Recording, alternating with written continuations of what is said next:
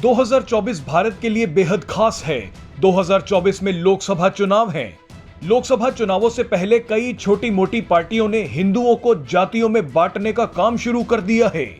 कईयों ने तो अल्लाह और ओम को एक ही बताना शुरू कर दिया है। ओम यानी एक अल्लाह को पूजते थे। ये लोग कौन है ये बताने की जरूरत नहीं है।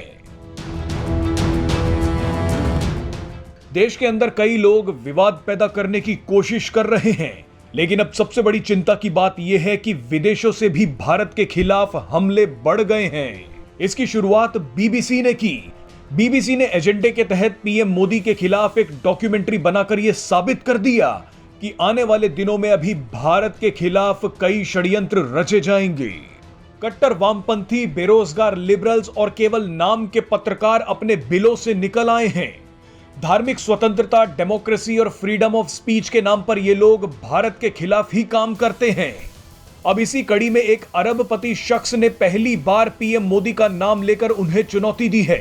अब तक ये शख्स पर्दे के पीछे से ही पीएम मोदी पर हमले करता था, लेकिन ये अरबपति शख्स सामने आ गया है।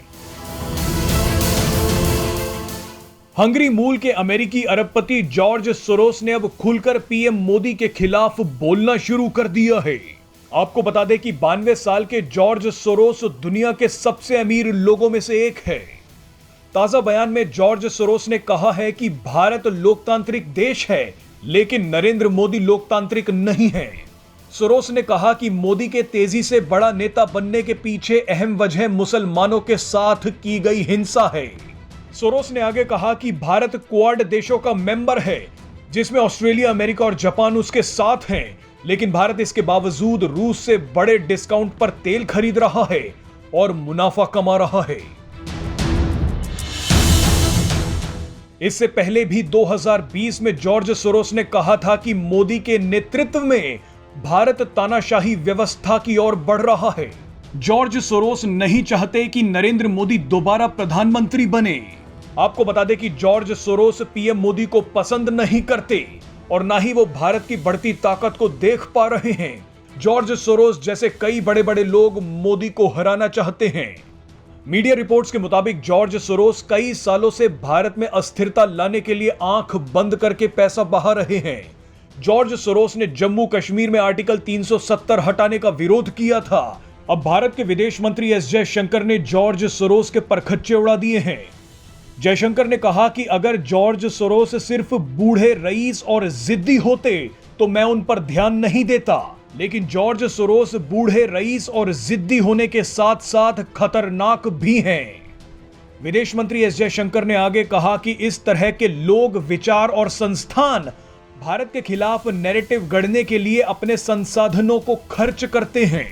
आपको बता दें कि जॉर्ज सोरोस पर दुनिया के कई बड़े देशों में कारोबार और समाज सेवा की आड़ में पैसे के जोर पर वहां की राजनीति में दखल देने के गंभीर आरोप लग चुके हैं।